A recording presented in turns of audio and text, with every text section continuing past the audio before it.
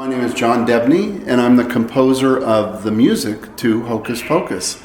And we're almost on our 25th anniversary, which will be next year, so we're very excited. And I came to the film through Kenny Ortega and Disney, and I just am so thrilled that I was part of it.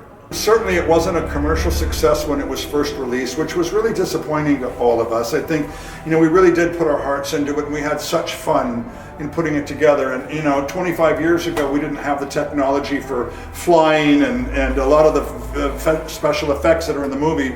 And so it was tough. It was hard work. It was challenging and required a lot of bravery and courage on the part of the women. And,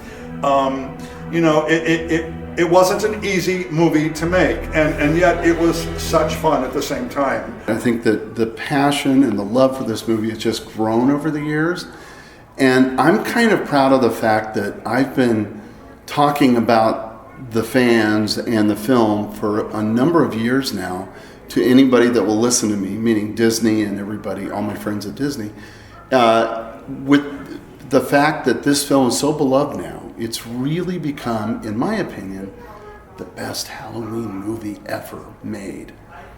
And that's my opinion. So, and I think a lot of people feel that way. It's sort of the Halloween movie that families watch together. It's not too scary. It's a lot of fun. Just scary enough. So, to me, it's the best Halloween movie ever made. I'm really overjoyed that the fans keep coming back every year, and it keeps just getting bigger and bigger.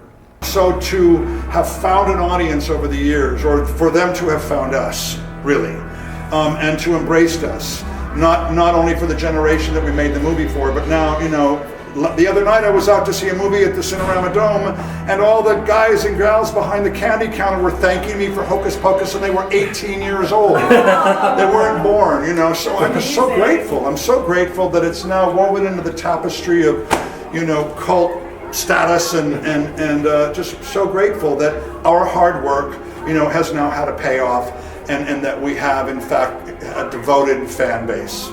My journey on the film, I came into it very late. I came in as a replacement for someone, and there was very little time for me to write the music. But Disney had worked with me before. We had done many things together over the years. So when there was a need for a replacement composer, they called me, and again, I just lucked out. I lucked out that they gave me that they trusted me enough to give me this, and what turned into an incredible gift. So I had about 2 weeks to write the whole score, and it's not a lot of time. So it's, 90-piece orchestra and 85 minutes of music or something like that. So it was a rough ride, but I was young and impetuous and excited. So it was fun, and we did it. And it was wonderful. The specific score was influenced big time by John Williams' scores over the years. I love John Williams. And also my friend, God bless him, James Horner, who was originally on the film and had written the song that Sarah Jessica Parker sings. So James had to leave the project because he had a scheduling conflict, and that's when I came in. So it was his work that influenced me, and John Williams, and a lot of classical music, like Sorcerer's Apprentice, believe it or not. There's a lot of Sorcerer's Apprentice kind of in the film too. Mark Shaman arranged it. Yeah. Brilliant Mark Shaman, and Bette brought him in, and we shot it on location, and we had to shoot that and the entire sequence that happened in that building for the Halloween party with Mom and Dad, and we had to shoot that all in one day.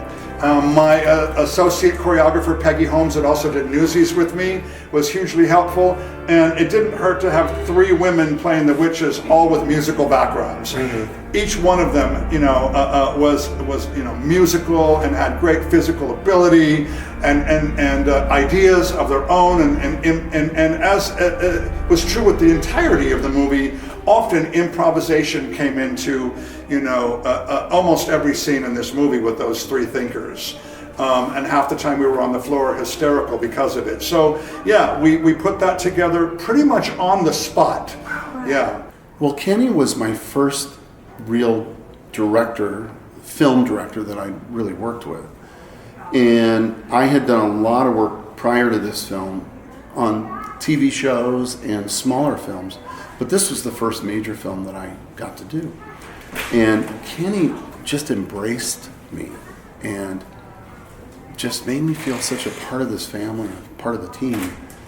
And I'll never forget, Kenny is such an incredible choreographer, dancer, and artist that he invited me to make the music very, it was like we were doing a musical without the songs, because everything the ladies did and everything, the way Kenny directed it was very much like a musical. And so if you'll notice, those of you that have loved the film, there are many scenes where our cast is walking in different tempos, and there's sort of dun, dun, dun, dun, dun, dun. So it was this whole kind of choreographed thing with the music too.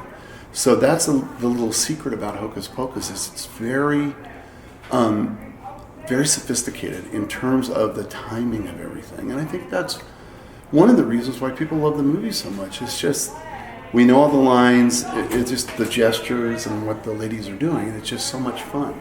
But it was all planned by Kenny Ortega, and he made me feel like a huge part of this thing. Can you share maybe one of your favorite on-set stories? I've been asked that a lot. There are some fun ones. I mean, when the boys were up in the cages, everything with Winnie and Mary and Sarah, Mary whining and Winnie going off and the smelling of children and their walk and their little huddles and again, just so much of it came out of their imaginations, from their teeth and their paralysis and their wardrobe and their hair to the ad-libs and fun. They were really inspired. They were inspired by the creative team that was around them, by the words on the page, and that every day there were surprises and every day was a fun day. I bet. Yeah, it really was. I mean, I can't remember how many times I was just flat on my back on the floor laughing so hard that I just couldn't get up. That people had to come over and pick me up off the floor. My hope is there'll be Hocus Pocus 2, 3, 4, 5, 6. I'm really hopeful that either on the small screen or on the big screen that Hocus Pocus will come back, and maybe there'll be a second one or a third one or Next Generation or something like that. Because I just think, you're okay. I just think that it's a universal story, and it's especially appealing for little girls and their moms, which I found out, which is so wonderful because of these crazy women, and I don't know, little girls seem to love the movie and always have. So I hope it goes on and on. I hope that, if I'm lucky enough to be involved with a number 2 or number 3, that I'll be around and we'll do it. Have some fun. That would be great. Thank you for being here. Thank you for your interest in our movie. And, maybe one of these days, maybe Disney will say, let's go ahead and bring back the original team and go back out there and do it again. Maybe. Yes. That's what we want.